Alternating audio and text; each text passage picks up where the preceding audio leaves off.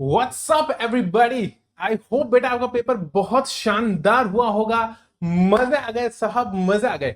90%, जी हाँ दोस्तों, 90% जिन्होंने भी देखा है हमारा ईपीएस एग्जाम प्रैक्टिस सेशन बेटा, लास्ट डे रिवीजन लेक्चर जो मैंने डाला था, मैं बहुत खुश हूं। मैं आपको बता नहीं सकता मैं कितना खुश हूं बेटा। 90% पेपर उसी में से आया है। आपका 90% पेपर उसी में से आया है।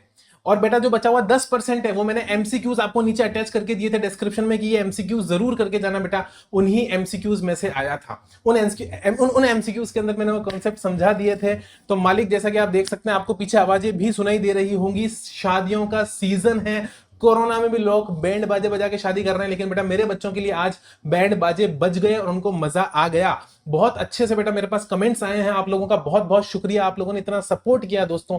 पूरी मेहनत करी थी मैंने इस बार कि आपको अच्छे से रिवीजन करा सकूं और इतना अच्छा रिवीजन कराऊं, लास्ट डे रिवीजन बनाऊं ताकि बच्चे लास्ट डे पर देखकर जाए और वही बेटा आपके पेपर में आ गया। मैं बहुत ज्यादा खुश हूं। मैं बता नहीं सकता हूं आपको मैं आज कितना खुश हूं दोस्तों। ऑनलाइन फॉर्मेट में हमने पहली बार आपको ये रिवीजन लेक्चर दिया था और उसमें से बेटा 90% पेपर आया है। फटाफट से बेटा जिनका ग्रुप 2 का पेपर्स हैं तो मैं उनका टाइम वेस्ट नहीं करूंगा। जिनके ग्रुप 1 के पेपर हैं बेटा, मजे करो, सो खेलो कूदो। थोड़े दिन आपके पास बहुत अच्छे से है, इनमें जितने मजे करने हैं कर लो, ठीक है। हाँ सर, तो फटाफट से बेटा देखते हैं। क्वेश्चन नंबर 5 से चालू होता है मेरा वाला पार्ट, जीएसटी वाला पार्ट बेटा, जिसके लिए मैंने आपको तैयारी करवाई थी। केन के limited a registered supplier of Mumbai is, बेटा रजिस्टर्ड है, देखो क्या है, रजिस्टर्ड है, ठीक है सर, रजिस्टर्ड है। मैन्युफैक्चरर बेटा है ऑफ हैवी मशीन्स, बेटा उसकी आउटवर्ड सप्लाई दे रखी है मेरे को, हाँ, और outward supply exclusive of GST है, मतलब कि इसमें जीएसटी इंक्लूडेड नहीं है। फॉर द मंथ ऑफ जनवरी 2020, जनवरी 2020 यानी मेरा टैक्स पीरियड बेटा, मेरा टैक्स पीरियड कौन सा है जिसकी बात इस क्वेश्चन में हो रही है, वो है जनवरी, जिसकी बात इस क्वेश्चन में हो रही है, ठीक है। मेरे को इंटर स्टेट दे रखी है और इंट्रा स्टेट दे रखी है। इंटर स्टेट मेरे को बेटा 85 लाख दे रखी है और इंट्रा स्टेट मालिक मेरे को कितनी दे रखी है, 15 lakhs बेटा दे रखी है। क्या दे रखी है, आउटवर्ड सप्लाई बेटा, जो माल मैंने बेचा, जो माल मैंने बेचा।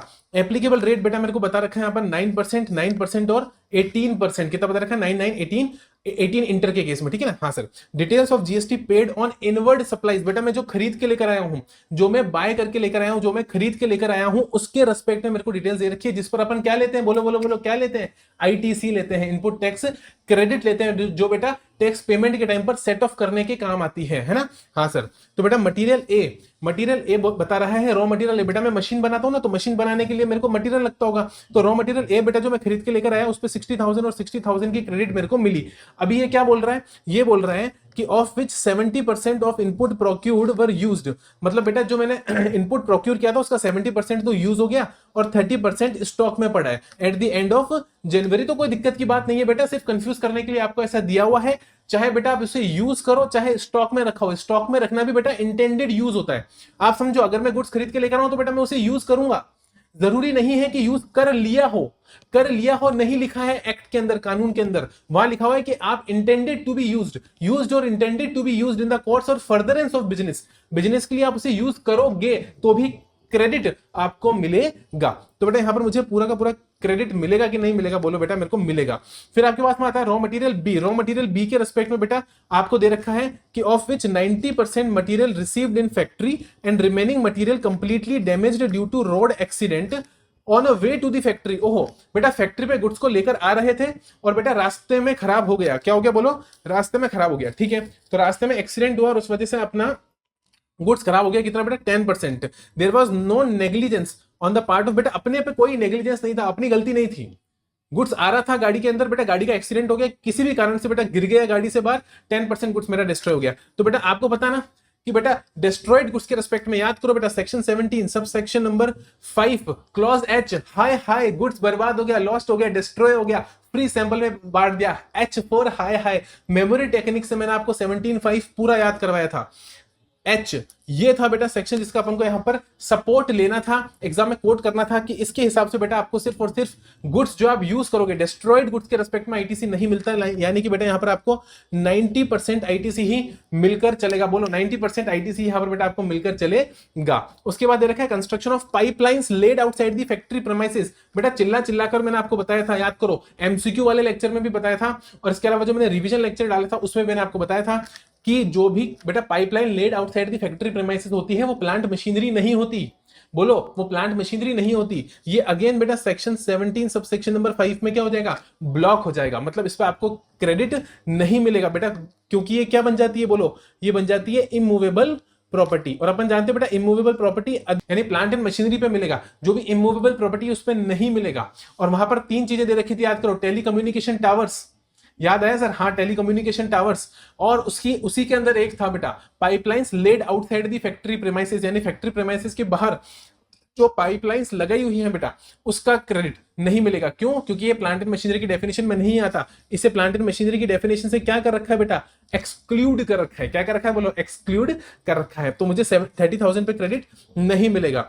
Insurance charges paid for trucks used for transportation of goods, बेटा अगर ट्रक पर मिल जाएगा, मैंने बताया था अगर ट्रक पर मिल जाएगा तो ट्रक से रिलेटेड जो भी खर्चे होंगे उस पर भी मिल जाएगा। तो बेटा इस इंश्योरेंस पर भी आपको क्रेडिट मिल जाएगा। ठीक है सर, आगे चलें सर, आगे चलो। एडिशनल इंफॉर्मेशन में बोल रखा है बेटा कोई भी ओपनिंग बैलेंस नहीं है।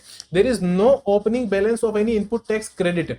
इनपुट टैक्स क्रेडिट का कोई भी ओपनिंग बैलेंस नहीं है। और बाकी बेटा सेक्शन 16 की हमने सारी की सारी, सेक्शन 16 की हमने सारी की सारी कंप्लायंस करी है, यानी पूरा क्रेडिट अपन को मिलना चाहिए।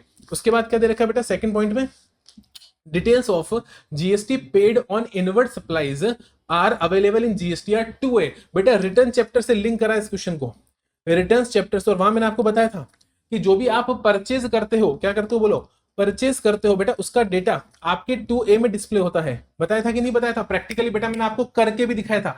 जो रजिस्टर्ड स्टूडेंट है फेस टू फेस क्लास में बेटा मैंने करके भी दिखाया था आपको, रिटर्न फाइल करके भी दिखाया था कि कैसे अपन लिंक करते हैं, कैसे अपन लिंक करते हैं।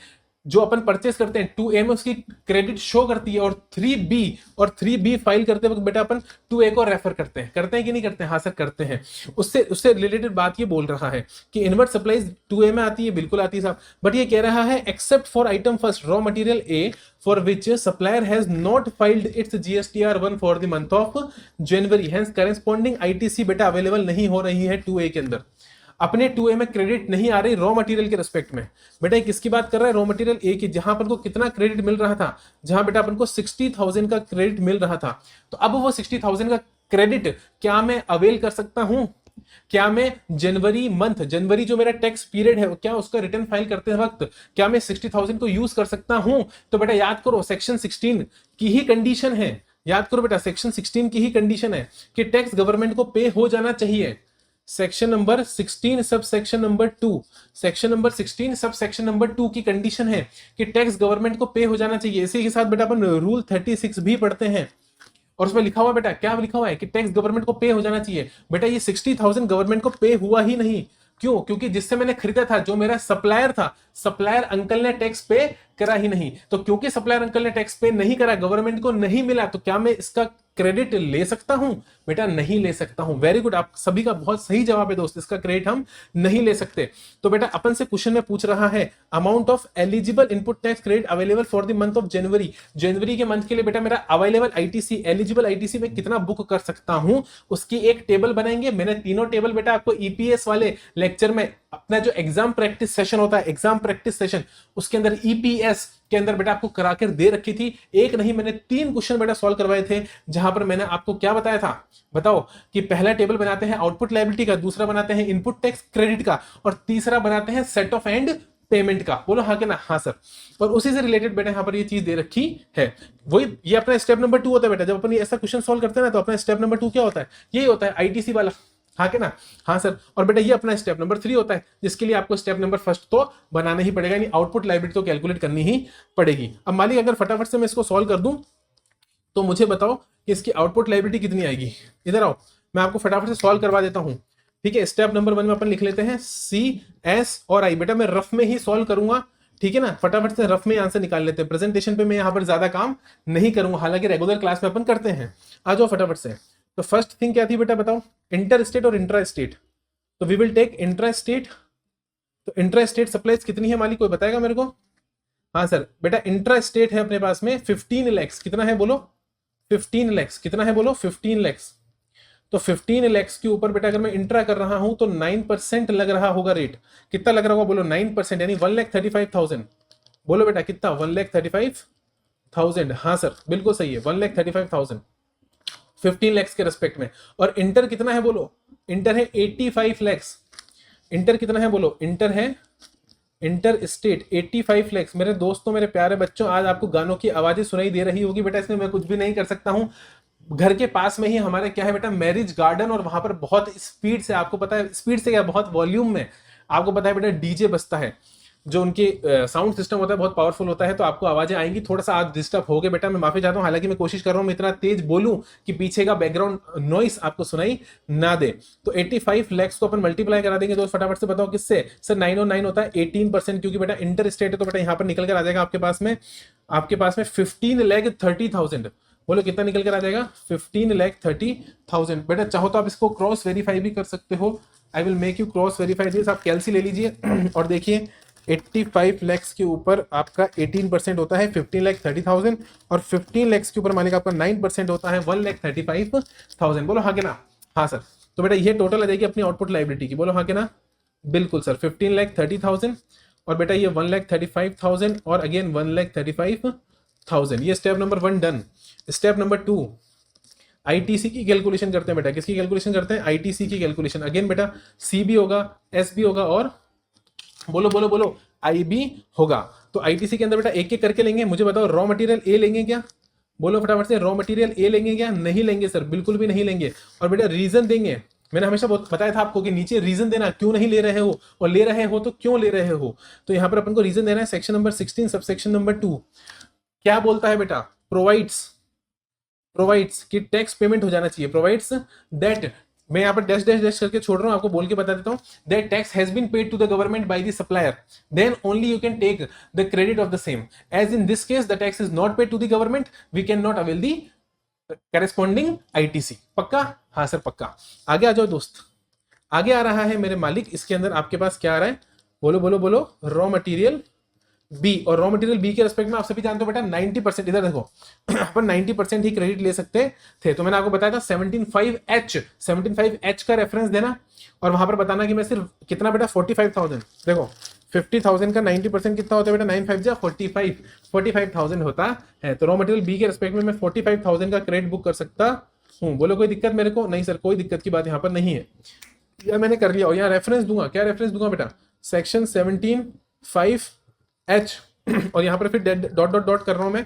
मैंने आपको पहले ही बताया दोस्त, मैं ज्यादा टाइम नहीं लूंगा, ये बिल्कुल प्रेजेंटेशन वाला पार्ट है, आप एग्जाम में आई होप अच्छे से करके आओ। मैंने आपको कॉपी में सब लिखवा रखा होता है, नोट्स में, बुक में मैंने सब करके दे रखा होता है।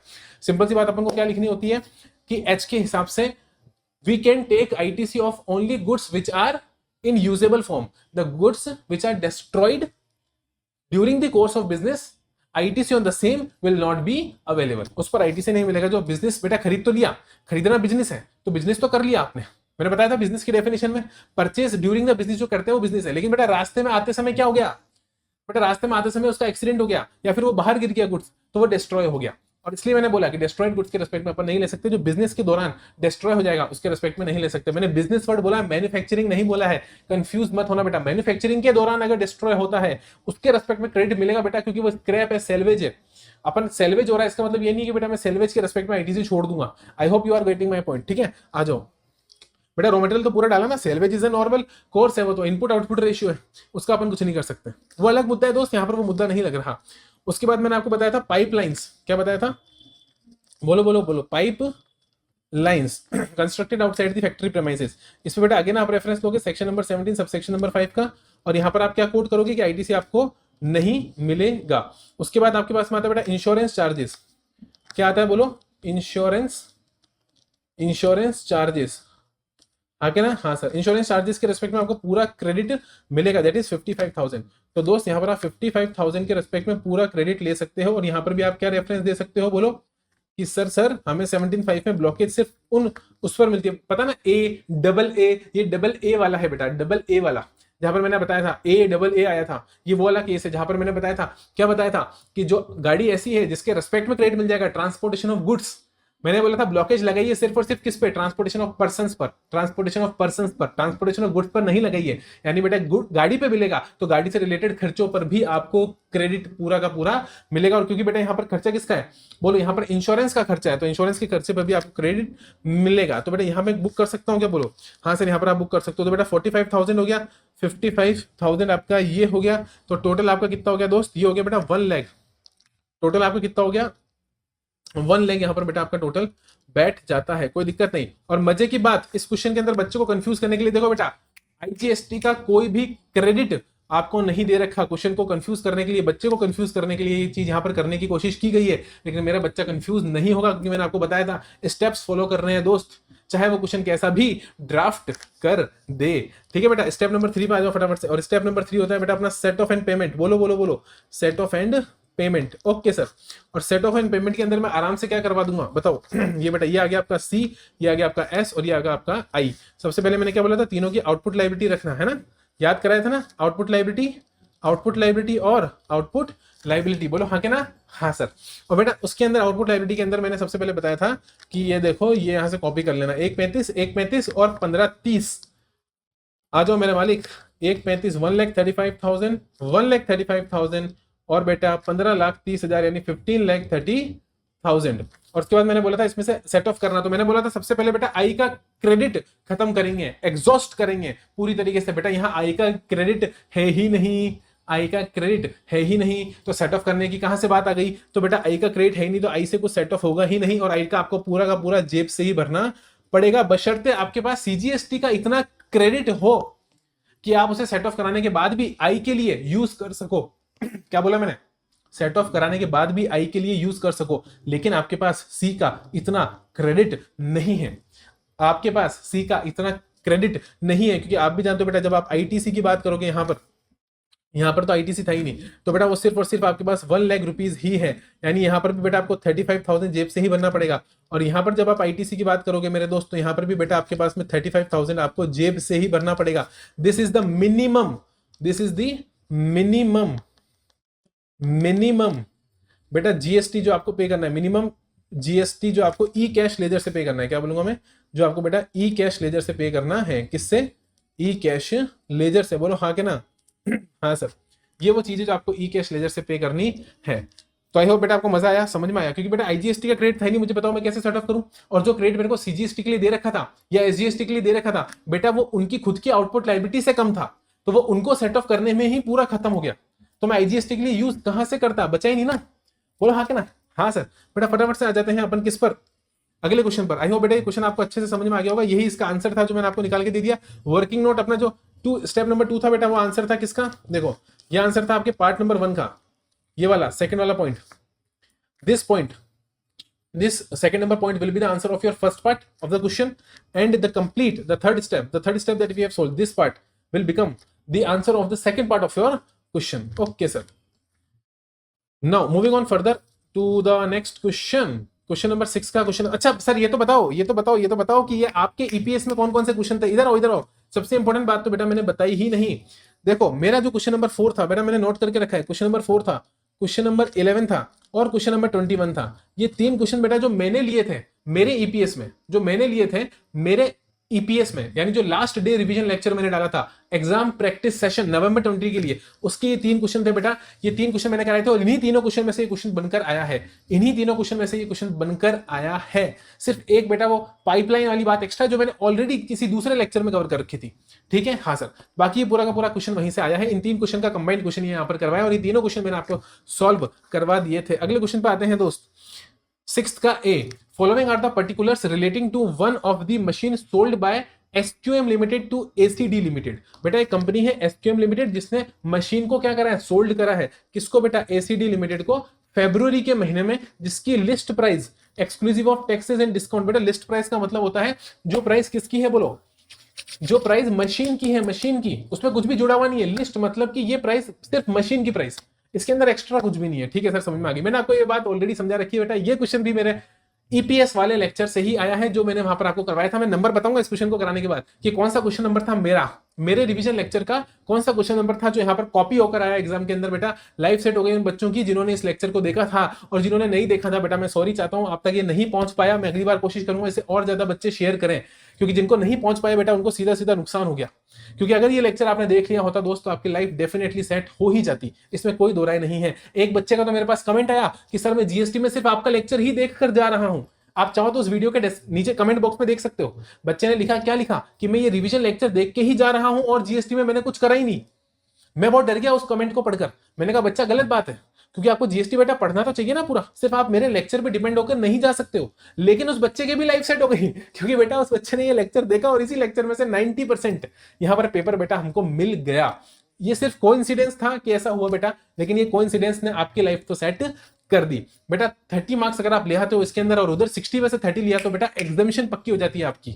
टैक्सेशन के पेपर में एग्जामिशन पक्की हो जाती है, और ये बहुत इंपॉर्टेंट है बेटा। एग्जामिशन आ जाती है, लाइफ सेट हो जाती है। अगली बार बेटा किसी कारण से अगर आप अटक भी गए तो अगली बार आपको 3 पेपर ही देने पड़ेंगे, और अगर निकल गए तो बेटा एग्जामिशन तो दुनिया को आप बता सकते हो, पूरी जिंदगी बता सकते हो कि मेरे टैक्सेशन के अंदर क्या आई थी, एग्जामिशन आई थी। एक सीए के अगर टैक्सेशन के पेपर में एग्जामिशन आती है बहुत बड़ी बात होती है दोस्त, बहुत बड़ी बात होती है। आ जाओ फटाफट से।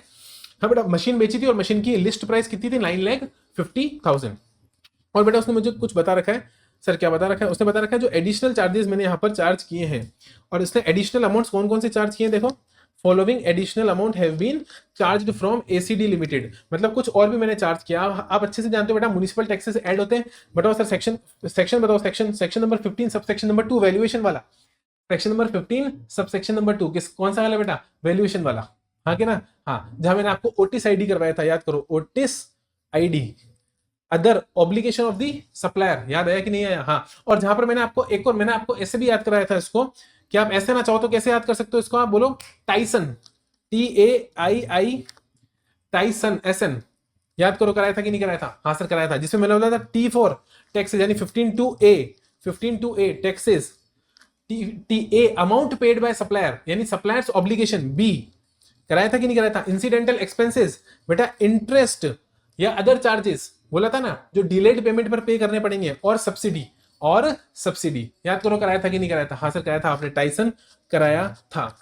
ये चार्जेस थे बेटा, ये 15(2) था, फिर 15(3) था जिसमें डिस्काउंट की बात हुई थी, याद करो आईडी डिस्काउंट के लिए मैंने क्या कराया था बेटा, डी फॉर डिस्काउंट। तो दोनों मेमोरी टेक्निक से मैंने आपको इसको याद कराया था, ये भी याद कराया था, और टाइसन का TAIISN भी याद कराया था। आप जाके उस रिवीजन लेक्चर को देख सकते हो, बिल्कुल वहीं से दोस्त आपके पास ये सारा का सारा कथा कहानी आई है। चलो इसके अलावा बेटा अपन को क्या दे रखा है? अपन को दे रखा है आउटवर्ड फ्रेट चार्जेस, और आउटवर्ड फ्रेट चार्जेस में उसने क्या लिख रखा है, contract was to deliver machine at ACD limited factory, यानी कि बेटा यहां पर कॉन्ट्रैक्ट हो रखा था, उसको मशीन को फैक्ट्री तक पहुंचाना था, अपनी जिम्मेदारी तक फैक्ट्री तक पहुंचाना। और मैंने बोला था बेटा रास्ते का जो फ्रेट होता है, CIF कॉन्ट्रैक्ट भी बोलते हैं ना बेटा इसको, CIF कॉन्ट्रैक्ट, इंटरेस्ट एंड जो भी फ्रेट है, इंश्योरेंस एंड फ्रेट, बेटा वो आपकी कॉन्ट्रैक्ट प्राइस में इंक्लूड होता है। बोलो हाँ क्या ना? हाँ सर। तो इसलिए अपन क्या कर देंगे, इसको एड बैक कर देंगे। तो ये 65,000 भी बेटा आपके एड बैक हो जाएगा किसके अंदर, वैल्यू के अंदर। ये भी बेटा 15(2) में ही दे रखा है, देखो ये रहा इंसिडेंटल चार्जेस। ये देखो ये जो आई है ना बेटा 2, इसमें इंसिडेंटल चार्जेस भी आ गया, और आपका इंटरेस्ट अगर आप कोई पे करते हो तो वो भी यहाँ पर आ गया। ये सर, और म्युनिसिपल टैक्सेस तो मैंने बता दिया था बेटा, टैक्सेस अदर देन जीएसटी जो भी है वो यहाँ पर इंक्लूड किए जाएंगे। हाँ सर ओके, आगे चले। हाँ सर आगे चलो। एडिशनल इन्फॉर्मेशन में क्या लिख रखा है दोस्त? एडिशनल इन्फॉर्मेशन में लिख रखा है कि messrs SQM limited normally gives an interest free credit period of 30 days. मतलब ये दोस्त कि 30 डेज के लिए, मैंने क्या बोला, 30 डेज के लिए तो वो क्या करता है कि बेटा आप ठीक है आप लेके चले जाओ, 30 दिन के अंदर पेमेंट कर देना, वो कोई एक्स्ट्रा पैसे चार्ज नहीं करता। लेकिन बेटा after that it charges interest eight the rate of 1% per month और पार्ट देयर ऑफ, यानी बेटा एक दिन भी अगर ऊपर हुआ तो पूरे महीने का ब्याज, पूरे महीने का इंटरेस्ट लग जाएगा on list price, list price के ऊपर लगेगा। तो जो इंटरेस्ट चार्जेबल है वो किस पर चार्जेबल है, लिस्ट प्राइस के ऊपर चार्जेबल है। याद करो बेटा ईपीएस वाला लेक्चर याद करो, मैंने आपको पूरा का पूरा ईपीएस वाले लेक्चर के अंदर ये क्वेश्चन करवाया था, बिल्कुल ऐसा कैसा क्वेश्चन करवाया था, जहां पर लेट फीस थी और वो भी अपन ने किस पर निकाली थी, लिस्ट प्राइस पर ही निकाली थी, याद आया? हाँ सर। और एक रूल भी लगाया था बेटा, कौन सा rule? Rule number 35, valuation rules का रूल नंबर 35 भी वहां पर अपन ने लगाया था, जहां अपन ने रिवर्स कैलकुलेशन करी थी। ACD limited paid for the supply after 45 days, बेटा 45 दिन के बाद पेमेंट करा है, 45 दिन के बाद तो चार्ज होगा कि नहीं होगा? बिल्कुल होगा बेटा, 1% इंटरेस्ट यहां पर आपको एड बैक करना पड़ेगा।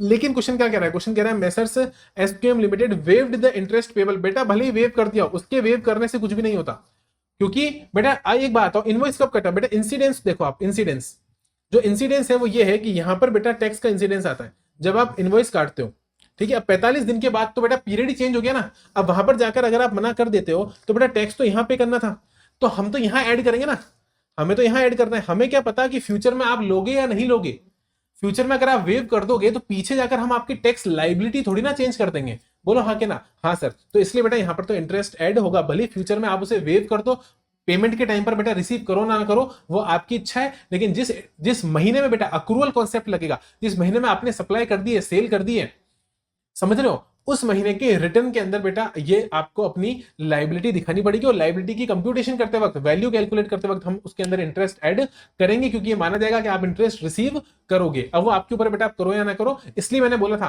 क्या बोला था, कि जब भी इंटरेस्ट आता है तो ये नहीं माना जाता बेटा कि इंटरेस्ट पे जीएसटी अलग से आएगा, क्योंकि इंटरेस्ट भी तो सर्विस हुई ना, इंटरेस्ट भी तो सर्विस हुई ना बेटा, क्रेडिट पीरियड की सर्विस, एक्स्ट्रा क्रेडिट पीरियड देने की सर्विस, तो उसके ऊपर जो जीएसटी लगेगा वो इनबिल्ट माना जाएगा इंटरेस्ट की प्राइस में। इसलिए अपन ने रूल 35 लगा के क्या मानेंगे बेटा, divided by percent into 100%, divided by जो भी रेट ऑफ टैक्स है वो मल्टीप्लाइड बाय 100% करके मैंने आपको रिवर्स कैलकुलेशन करना सिखाया था। हाँ सर सिखाया था आपने। और ईपीएस वाले लेक्चर में बेटा एक क्वेश्चन था जहां पर मैंने ये चीज आपसे करवाई थी, तो वो चीज यहाँ पर बेटा, क्योंकि अपन आगे देखते हैं अपन को रेट ऑफ टैक्स दे रखा है कि नहीं दे रखा है, दे रखा होगा तो अपन डिवाइड करा लेंगे, नहीं दे रखा होगा तो अपन इंटरेस्ट डायरेक्ट ही एड बैक कर देंगे वैल्यू के अंदर। ठीक है, हाँ सर। अगला पॉइंट क्या आ रहा है, messrs SQM limited received 50,000 as subsidy from one non government organisation on sale of such machine.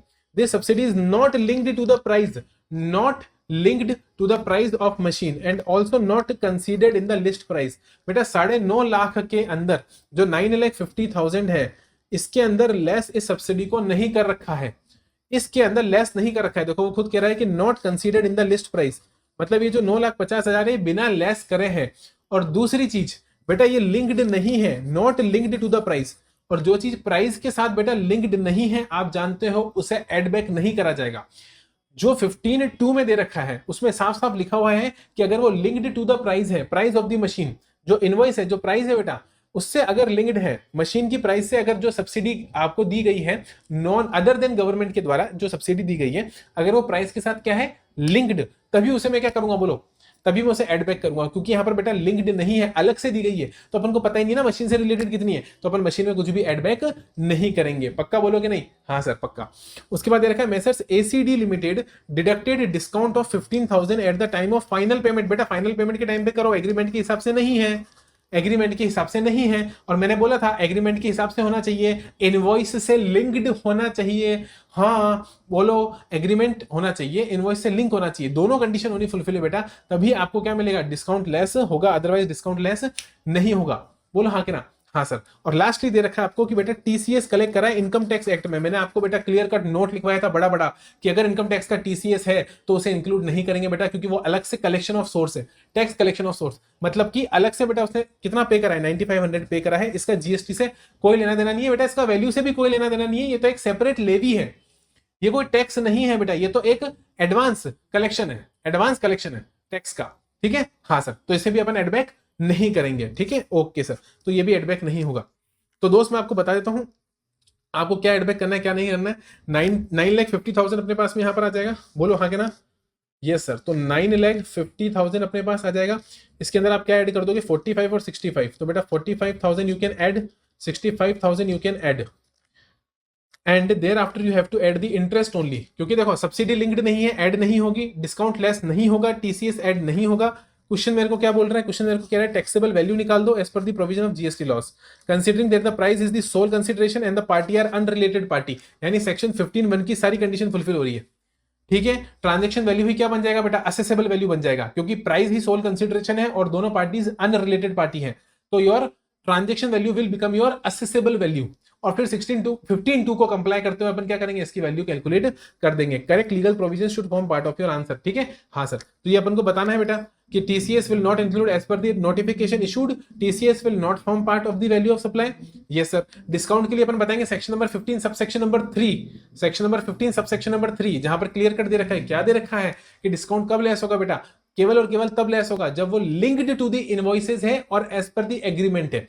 तो अगर एग्रीमेंट हो रखा था सप्लाई के टाइम पर, और दूसरा बेटा जो है वो लिंक्ड है इनवॉइस से, और तीसरी कंडीशन भी थी, याद करो तीसरी कंडीशन भी थी कि रेसिपिएंट ने बेटा आईटीसी क्या कर दिया, एक्सक्लूड, छोड़ दिया, हटा दिया बेटा, तभी आपको क्या मिलेगा बेटा, डिस्काउंट का बेनिफिट मिलेगा, तभी आपकी आउटपुट लायबिलिटी कम होगी, तभी डिस्काउंट लेस होगा, अदरवाइज डिस्काउंट लेस नहीं होगा। तो रेसिपिएंट को भी बेटा आईटीसी उस पर छोड़ना पड़ेगा, रिवर्स करना पड़ेगा। बोलो क्या करना पड़ेगा, रिवर्स करना पड़ेगा, तभी आपको उसका बेनिफिट मिलकर चलेगा। ओके सर तो बेटा ये भी यहां पर क्या नहीं होगा, लेस नहीं होगा, केवल केवल इंटरेस्ट ऐड होगा, वो भी लिस्ट प्राइस पर 1%। लिस्ट प्राइस कितनी है मेरे मालिक, 9,50,000। तो 9,50,000 का आप क्या निकाल लो, 1% कितना होता है, केवल 2 जीरो हटा दो बेटा, और तो क्या है, 9,500 है ना।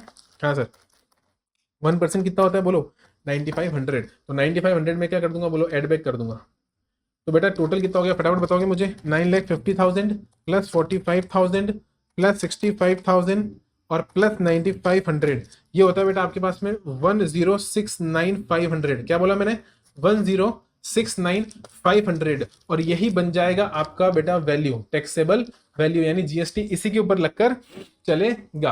हाँ क्या ना, हाँ सर बिल्कुल सही है, कोई दिक्कत की बात यहाँ पर नहीं। आई होप बेटा आपको ये क्वेश्चन भी समझ में आया होगा। और मेरे बुक का कौन सा क्वेश्चन था मैं आपको बताता हूँ दोस्त, मेरा था ये क्वेश्चन नंबर 4।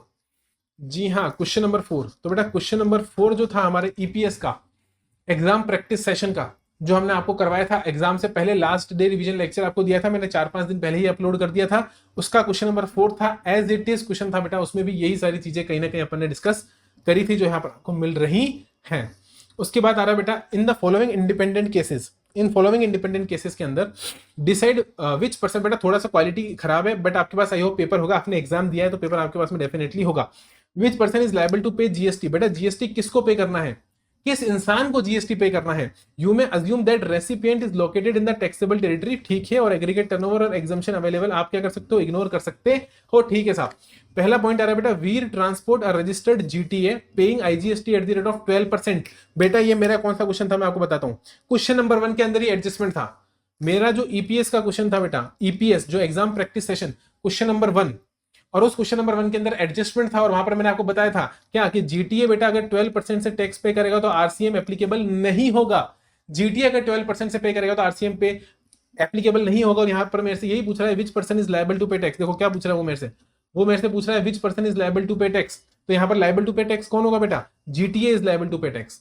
और अपन रेफरेंस देंगे कि एज पर नोटिफिकेशन नंबर, बेटा मैंने नोटिफिकेशन नंबर का भी वीडियो बना के दे दिया था कि कौन कौन से नोटिफिकेशन नंबर याद करने हैं। अगर उस वीडियो को देखा होता मालिक आपने, तो आप डेफिनेटली यहां पर लिख कर आते सर 13/2017 सीटीआर, याद करो सेंट्रल टैक्स रेट 13/2017, जिसके अंदर लिखा हुआ था कि ओनली आरसीएम कब लगेगा, when GTA is paying tax at the rate of, ना कि बेटा 12% से, तभी लगेगा। और 12% पे बेटा जीटीए खुद देकर चलेगा, जीटीए बेटा खुद देकर, यानी कि फॉरवर्ड चार्ज लगेगा। कौन सा चार्ज लगेगा, FCA, forward charge mechanism, FCM याद करो, फॉरवर्ड चार्ज मैकेनिज्म, आरसीएम नहीं लगेगा, एफसीएम लगेगा।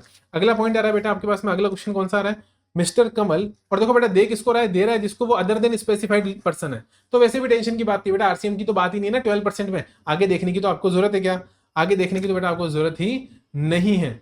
हाँ अगला क्वेश्चन आ रहा है बेटा, mister Kamal Jain an unregistered famous author, author question number 10, मेरे ईपीएस का question number 10 as it is छपा है यहां पर, एज इट इज यहां पर बेटा क्वेश्चन आ गया। क्वेश्चन नंबर 10 मैंने आपको करवाया था, अमेंडमेंट था, मैंने बोला था अमेंडमेंट से क्वेश्चन आएगा। और यहां पर अपन को पता है बेटा कि ऑथर के केस में आरसीएम एप्लीकेबल होता है, अपन को पता है। सर दिख रहा है सर, दूसरा पेन लो, लो बेटा मैं दूसरा कलर ले लेता हूं आपके लिए, इसको यहां से रब कर देता हूं इधर आओ।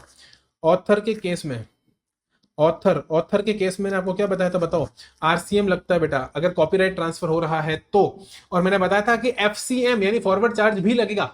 कब लगेगा, वो ऑप्शंस याद करो बेटा, कि सामने वाले को रजिस्ट्रेशन कराना पड़ेगा, गवर्नमेंट को क्या करना पड़ेगा, इंटीमेशन देनी पड़ेगी, और इनवॉइस के ऊपर डिक्लेरेशन देनी पड़ेगी, गवर्नमेंट को इंटीमेट करने का पड़ेगा। 1 साल के अंदर आप ऑप्ट आउट नहीं कर सकते। From the date of exercising the option you can not opt out within a period of 1 month from the date of exercising the option. तो बेटा एक्सरसाइज कर रहे हो ऑप्शन को, उस डेट से 1 साल के अंदर अंदर आप वापस ऑप्ट आउट नहीं कर सकते। ये भी मैंने आपको यहां पर करवा दिया था। तो बेटा यहां पर टैक्स पे करके किसको चलना पड़ेगा, आप बता सकते हो कि अगर मिस्टर कमल चाहता है तो वो टैक्स पे कर सकता है चाहे तो, अदरवाइज तो बेटा क्या लग के चलेगा, रिवर्स चार्ज ही लगकर चलेगा।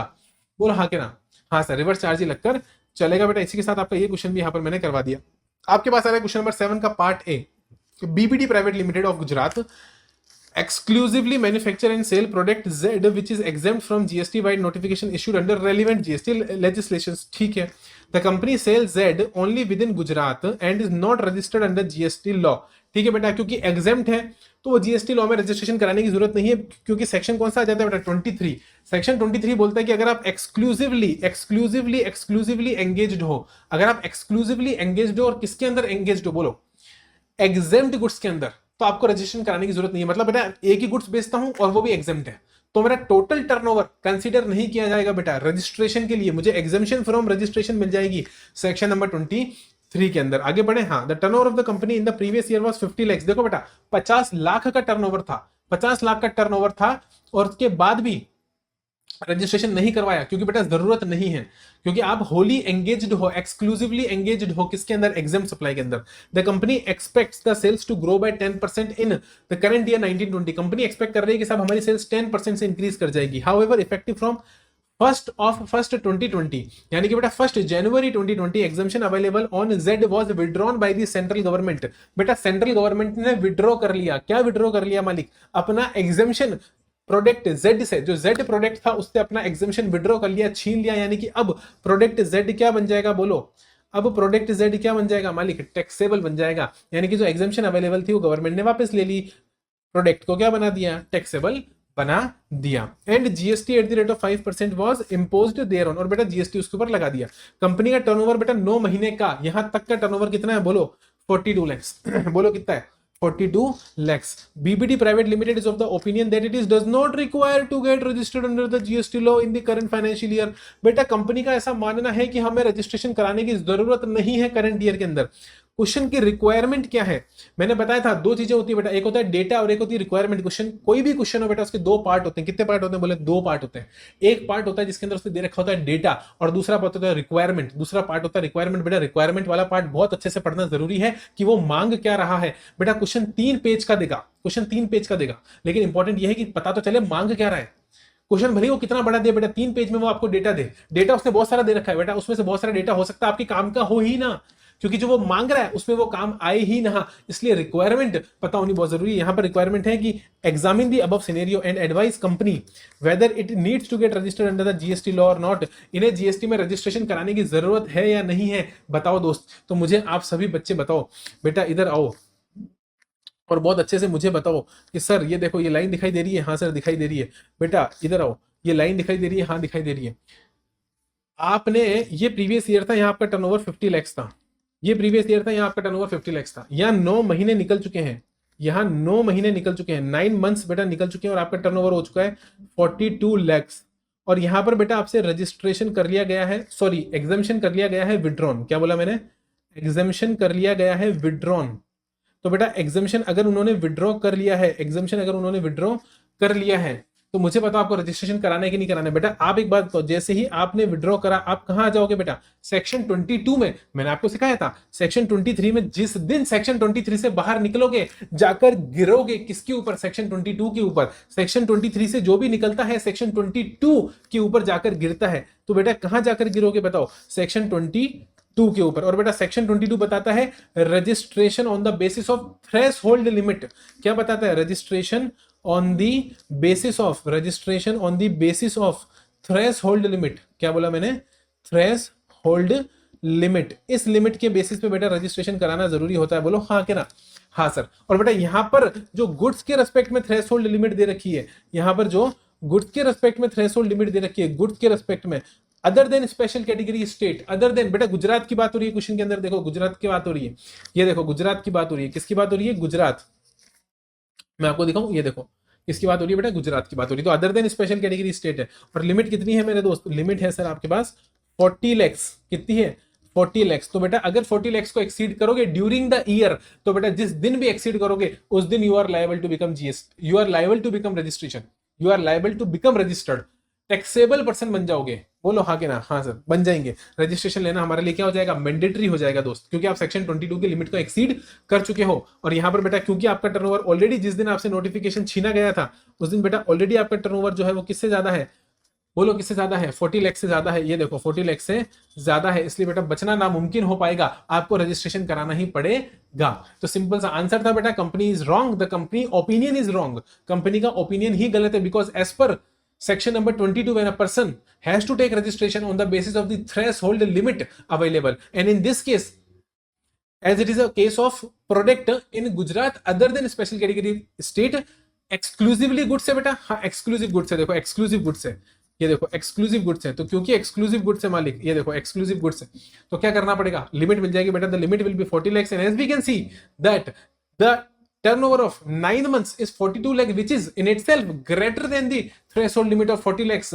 BBD Private Limited is required to get registered under the GST law. The contention of the company is incorrect. We will advise the company to take registration as soon as possible. जितनी जल्दी हो सके registration के लिए बेटा apply कर दें। उसके बाद आ रहा है बेटा ई वे बिल। आय हाय हाय हाय हाय बेटा, ये तो बताया नहीं सर आपने कौन से क्वेश्चन था। बेटा मैं बताता हूँ 7th का एक क्वेश्चन नंबर 12, क्वेश्चन नंबर 12 मालिक, मेरा क्वेश्चन नंबर 12 था जो बेटा यहां से था।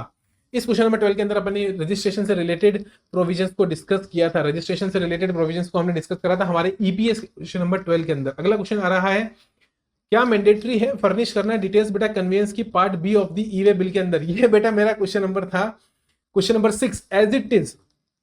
ये क्वेश्चन हमने एज इट इज बताया था और एज इट इज यहां पर आ गया। इस क्वेश्चन को मैंने इससे भी बड़ा क्वेश्चन डिस्कस किया था बेटा, इससे भी बड़ा, जिसके अंदर मैंने और भी ज्यादा चीजें डिस्कस करी थी, लेकिन उसी के अंदर मैंने एक छोटी सी चीज डिस्कस करी थी जो यहां पर आपसे 3 नंबर के लिए पूछ ली।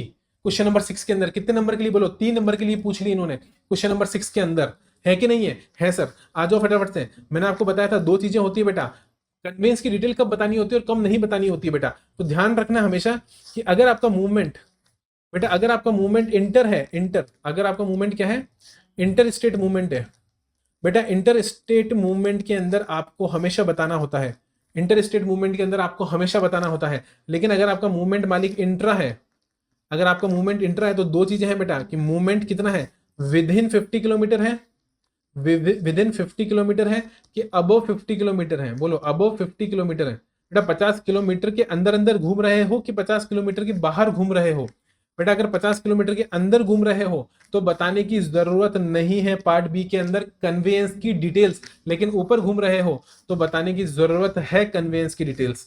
ये चीज मैंने आपको बताई थी कि कब कन्वेंस की details part B of e way bill में बताने की जरूरत है, मतलब गाड़ी की डिटेल्स, ट्रांसपोर्टर की डिटेल्स कब बताने की जरूरत है और कब बताने की जरूरत नहीं है। तो बेटा अगर इंटर स्टेट है तो ऑलवेज बताना ही बताना है। अगर इंट्रा है और 50 किलोमीटर से ज्यादा है ट्रेवल डिस्टेंस बेटा तो भी बताना है, लेकिन इंट्रा है और 50 किलोमीटर से कम है तो बेटा आपको पार्ट बी में कन्वेंस की डिटेल बताने की जरूरत नहीं है। सिंपल सा क्वेश्चन था, मैंने आपको ऑलरेडी करा के दिया था, मेरे ईपीएस का क्वेश्चन नंबर 6 था। उसके बाद आ रहा था सी, बेटा ये मैं एमसीक्यूज के अंदर ऑलरेडी कवर कर चुका था, सिर्फ यही एक क्वेश्चन था जो मैंने ईपीएस में नहीं लिया था, बाकी सारे क्वेश्चंस बेटा ईपीएस से ही थे, सिर्फ इस क्वेश्चन को छोड़कर। और ये क्वेश्चन मैंने ऑलरेडी एमसीक्यू के अंदर कवर करा लिया था। तो एमसीक्यू वाले लेक्चर भी मैंने डिस्क्रिप्शन में दिए थे, मैंने कहा था देखना जरूर। आरटीपी वाला लेक्चर था बेटा, एमसीक्यू वाले लेक्चर मैंने आपको दिए थे, और मैंने कहा था मॉक टेस्ट पेपर वाला मैंने आपको दिया था करने के लिए, वहां पर ये क्वेश्चन हमने ऑलरेडी डिस्कस कर लिया था। और इनवॉइस वाइज डिटेल के अंदर मैंने बता दिया था आपको, GSTR 1 submission of invoice wise detail of outward supply is mandatory in all kind of invoices, comment on the validity of the above statement. बेटा हमेशा बताने की जरूरत नहीं है जीएसटीआर 1 के अंदर invoice wise details of outward supply, हमेशा इनवॉइस वाइज बताने की जरूरत नहीं है, मैंने आपको बताया भी था, और मैंने इसका डायग्राम भी आपको बनवाया था। और मैंने क्या बोला था मैंने बोला था कि इसके अंदर भी बेटा 2 चीजें आएंगी, इसके अंदर भी कितनी चीजें आएंगी बोलो?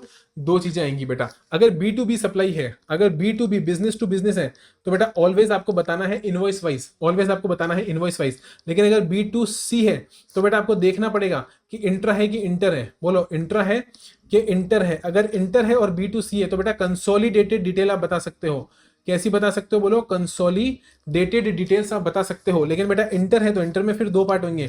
250 लैक्स, याद करो बेटा कि अमाउंट अगर 250 लैक्स यानी 2.5 लैक्स से ज्यादा है, या फिर 2.5 लैख या उससे कम है, 2.5 लैक्स या उससे कम है। बेटा अगर ये है कम है, 2.5 लाख के 2.5 लाख से कम है इनवॉइस का वैल्यू, तो उस केस में आपको इनवॉइस वाइज नहीं बतानी है, आप कंसोलिडेटेड बता सकते हो। लेकिन अगर इंटर है, क्या बोला? B2C है, इंटर है, 2.5 लाख से ज्यादा है, तो उस केस में बेटा आपको इनवॉइस वाइज बतानी पड़ेगी। इस केस के अंदर आपको इनवॉइस वाइज बतानी पड़ेगी। तो 2 केसेस है बेटा, एक B2B तो बतानी ही पड़ेगी बेटा क्योंकि सामने वाला क्रेडिट लेगा, और दूसरा केस है जहां पर 2.5 लाख से ज्यादा है और इंटर है मालिक, 2.5 लाख से ज्यादा है और इंटर है, तो उस केस के अंदर भी आपको बताना पड़ेगा। पड़ेगा कि नहीं पड़ेगा सर? पड़ेगा। बहुत सिंपल सा क्वेश्चन था, मैंने ऑलरेडी डिस्कस करके रखा था बेटा अपने एमसीक्यू वाले लेक्चर्स के अंदर।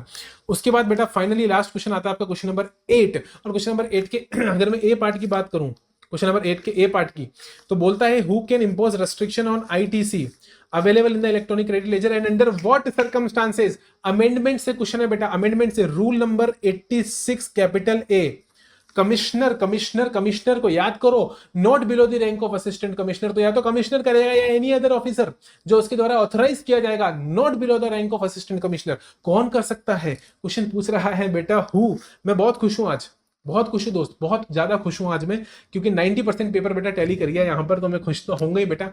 और मैं उम्मीद करता हूं आपका पेपर भी बहुत अच्छा गया होगा बेटा। अगर आपने रिवीजन लेक्चर देखा था तो मैं बस इतना चाहता हूं दोस्त, हाथ जोड़कर आपसे एक ही विनती करता हूं कि प्लीज कमेंट करना दोस्त। ग्रुप ज्वाइन कर रखा है अगर आपने तो ग्रुप में लिख दो यार एक बार, मुझे बहुत खुशी होगी। अगर आपका पेपर मुझे पता लगेगा अच्छा गया तो आप मुझे बताओ कि आपका पेपर कैसा गया। या तो बेटा इस वीडियो के नीचे कमेंट करके बताओ, या वो ईपीएस वाला वीडियो जो था, लास्ट डे रिवीजन वाला जो वीडियो था, उसके नीचे कमेंट करके बताओ। लेकिन प्लीज कमेंट करके बताओ दोस्तों कि आपका पेपर कैसा गया। प्लीज प्लीज प्लीज कमेंट करके बताओ, है ना? हाँ सर, ग्रुप में अगर ज्वाइन कर रखा है अपने ग्रुप, तो बेटा आप ग्रुप में पोस्ट कर दो कि सर मेरा पेपर अच्छा गया, जो आपने कराया था वही आया। इतना सा लिख दो यार, मजा आ जाएगा, दिल खुश हो जाएगा, मेहनत कामयाब हो जाएगी मेरी। बोलो हाँ कि ना? हाँ सर हम करेंगे। हु बेटा, हु पूछ रहा था, मैंने याद करो हु, तो मैंने क्या याद कराया था? कमिश्नर और असिस्ट और any other officer authorised by him not below the rank of assistant commissioner. मैं दिखाऊंगा मेरी अमेंडमेंट बुकलेट में शानदार पॉइंट वाइज मैंने इसके नोट करा के दिए थे और बेटा याद भी करा के दिया था। तो पहला तो पूछ रहा है हु, और दूसरा पूछ रहा है बेटा, और दूसरा पूछ रहा है एंड अंडर व्हाट सर्कमस्टांसेस। मैंने कहा ना क्वेश्चन की रिक्वायरमेंट का पता होना बहुत जरूरी है। तो यहां पर दो रिक्वायरमेंट है बेटा, एक तो बताना है कौन और किन सर्कमस्टांसेस के अंदर बेटा। और ये सर्कमस्टांसेस तो मैंने आपको गाना बना के याद कराई थी। बोलो कैसे याद कराई थी? गाना बना के याद कराई थी। वो भी फ्रॉड है, मैं भी फ्रॉड हूं, गुड्स नहीं आया, इनवॉइस नहीं आया और गवर्नमेंट को टैक्स पे नहीं हुआ। कैसे करी थी मैंने? वो भी फ्रॉड है, मैं भी फ्रॉड हूं, गुड्स नहीं आया, इनवॉइस नहीं आया और गवर्नमेंट को टैक्स पे नहीं हुआ। ऐसे बोल के याद कराई थी। और देखो मैं आपको दिखाता भी हूं बेटा, मैंने अपने लिए खोल के भी रखी है आपको दिखाने के लिए अपनी अमेंडमेंट बुकलेट। ये रहा मेरे मालिक, याद करो, ये रहा आपका रूल नंबर 86। बेयर रूल भी मैंने डाला था और एनालिसिस भी डाला था। 86A restriction on utilisation of ITC, rule number 86 है। अमेंडमेंट बुकलेट सीए इंटर वाले बच्चों के लिए मैंने बनाई थी और देखो बेटा एनालिसिस भी करके डाला था। और यहां से मैंने आपको याद कराया था कि रेस्ट्रिक्शन सबसे पहले तो देखो बेटा कौन इंपोज कर सकता है? कमिश्नर, ये रहा कमिश्नर और any other officer authorised by him not below the rank of assistant commissioner. ये आंसर है आपके हु का, ये आंसर है आपके हु का। और उसके बाद बेटा जो सर्कमस्टांसेस, ये देखो सर्कमस्टांसेस बेयर रूल में भी बता रखी है और एनालिसिस में भी मैंने बता रखी है कि restrictions can be imposed in the following circumstances. Circumstances भी बता रखी है। देखो एक नॉन एग्जिस्टेंट सप्लायर, मतलब जो देने वाला है वो भी फ्रॉड है और रजिस्टर्ड पर्सन जो अवेल कर रहा है वो भी नॉन एग्जिस्टेंट है, मैं भी फ्रॉड हूं, वो भी फ्रॉड है, मैं भी फ्रॉड हूं। गुड्स नहीं आया, इनवॉइस नहीं आई। देखो विदाउट रिसिप्ट ऑफ गुड्स और सर्विसेज, गुड्स नहीं आया, इनवॉइस नहीं आई। ये देखो not in the position of tax invoice और वैलिड डॉक्यूमेंट, गुड्स नहीं आया, इनवॉइस नहीं और गवर्नमेंट को टैक्स पे नहीं हुआ। ये देखो ये रहा, tax has not been paid to the government. तो वो भी फ्रॉड है, मैं भी फ्रॉड हूं, गुड्स नहीं आया, इनवॉइस नहीं आई, गवर्नमेंट को टैक्स पे नहीं हुआ। रूल नंबर 86 कैपिटल ए मैंने यहां पर आपको बहुत अच्छे से अमेंडमेंट के साथ ही करा के दिया था बेटा। फोकट के 5 नंबर यहां पर आपके कवर हो जाते हैं। बोलो हाँ के ना? हाँ सर, 5 मार्क्स आर कवर्ड। और उसके बाद मालिक आपके पास आता है और चॉइस था बेटा आपके पास में, ऑप्शन था कि या तो ए कर लो या फिर बी और सी में से कर लो। मतलब ए और बी में चॉइस था, सी तो करना ही करना था। ए और बी में क्या था बेटा? चॉइस था। ए और बी में चॉइस था, सी तो आपको करना ही करना है। तो बेटा ये क्वेश्चन तो एज इट इज आ गया मालिक, और ये आ गया आपका क्वेश्चन नंबर 7। बेटा ये तो मैं कराऊंगा भी नहीं यहां पर आपको। क्वेश्चन नंबर 7 ये लो, question number 7 as it is कराया हुआ क्वेश्चन है। क्वेश्चन नंबर 7 मेरा एज इट इज क्वेश्चन है बेटा। ऑर्डर ऑफ डिस्चार्ज, जिसमें हम प्रीवियस ईयर का करते हैं, फिर करंट ईयर का करते हैं और फिर 73 74 की अगर कोई अदर ऑब्लिगेशन आती है तो वो करके चलते हैं। 49(8) के अंदर मैंने ये क्वेश्चन आपको एज इट इज यही का यही क्वेश्चन, यही का यही वर्ड टू वर्ड यही क्वेश्चन मैंने आपको सॉल्व करवाया था। और उसके बाद बेटा सी पार्ट आता है सप्लाई। ये तो मैं इतनी बार सप्लाई सेक्शन डिस्कस कर चुका हूं, सेक्शन 7 बेटा। लगभग हर लेक्चर के अंदर मैंने आपका सप्लाई वाला सेक्शन डिस्कस करा ही था। मैं वापस आपको एक बार फटाफट से, चलो एक टेबल फटाफट से यहां पर मैं आपको बनवा देता हूं, टेबल बनवा देता हूं, डायग्राम बनवा देता हूं, चार्ट बनवा देता हूं। आ जाओ फटाफट से। सेक्शन नंबर 7 की बात करेंगे। 2 केसेस के अंदर इंपोर्ट ऑफ सर्विसेज क्या बनता है बेटा? सप्लाई बनता है। ये पूछ रहा है सप्लाई कब बनता है। देखो पढ़ो बेटा, वो क्या पूछ रहा है? वो पूछ रहा है कि considered as supply and when it is not considered as supply. तो इंपोर्ट ऑफ सर्विस कब सप्लाई बनता है और कब सप्लाई नहीं बनता है। इधर आओ, बताता हूं, इंपोर्ट ऑफ सर्विस, पहले हेडिंग डाल लें सर, हाँ सर हेडिंग डाल लो। इंपोर्ट ऑफ सर्विसेज कब सप्लाई बनेगा और कब सप्लाई नहीं बनेगा, है ना बेटा। तो देखो सप्लाई बनेगा जब वो 7v1b में आएगा, सप्लाई बनेगा विद कंसीडरेशन में, ऑलवेज सप्लाई बनेगा बेटा विद कंसीडरेशन में। मैंने आपको क्या बताया था कि अगर विद कंसीडरेशन वाला केस है, कौन सा केस है बोलो, विद कंसीडरेशन वाला केस है, तो बेटा ऑलवेज क्या बनेगा, सप्लाई बनेगा, चाहे वो बिजनेस पर्पस के लिए हो चाहे वो बिजनेस पर्पस के लिए ना हो।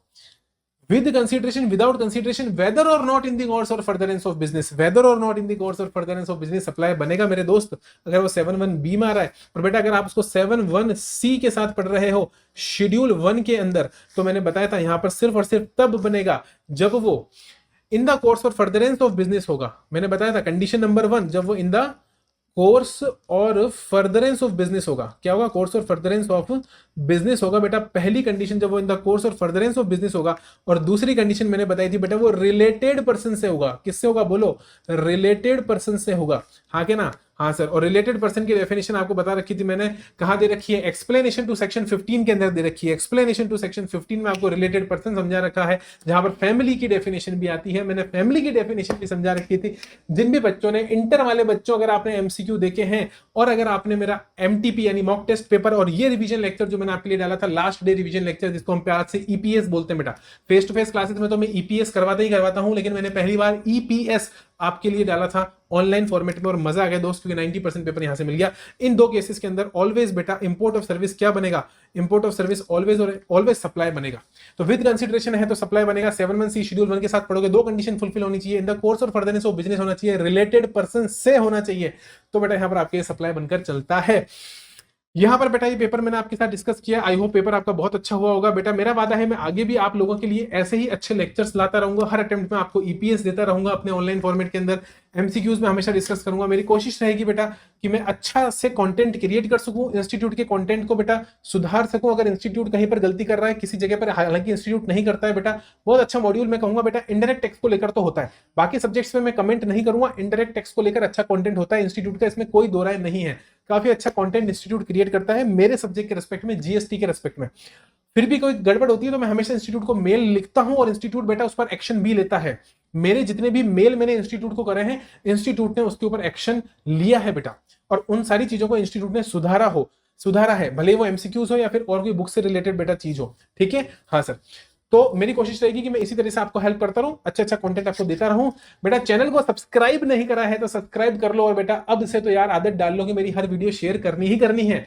अब तो आदत डाल लो यार, अब तो आदत डाल लो कि अगर सर ने कोई वीडियो अपलोड करा है बेटा उसे शेयर करना ही करना है, क्योंकि उससे बेनिफिट होगा ही होगा बेटा। मैं एरा गेरा नथु गेरा वीडियो अपलोड कभी भी नहीं करूंगा, कोई भी इधर उधर फालतू का वीडियो में अपलोड नहीं करूंगा, नहीं मैं फालतू में बातें कर टाइम वेस्ट करूंगा इधर उधर की। मेरा फोकस सिर्फ एक होगा कि मुझे आपको सीए एग्जाम क्रैक करवाना है, और सीए एग्जाम के अंदर भी बेटा मेरा जो सब्जेक्ट है वहां तो मुझे आपको एक्सपर्ट बनाना है, एक्सपर्ट बनाना है।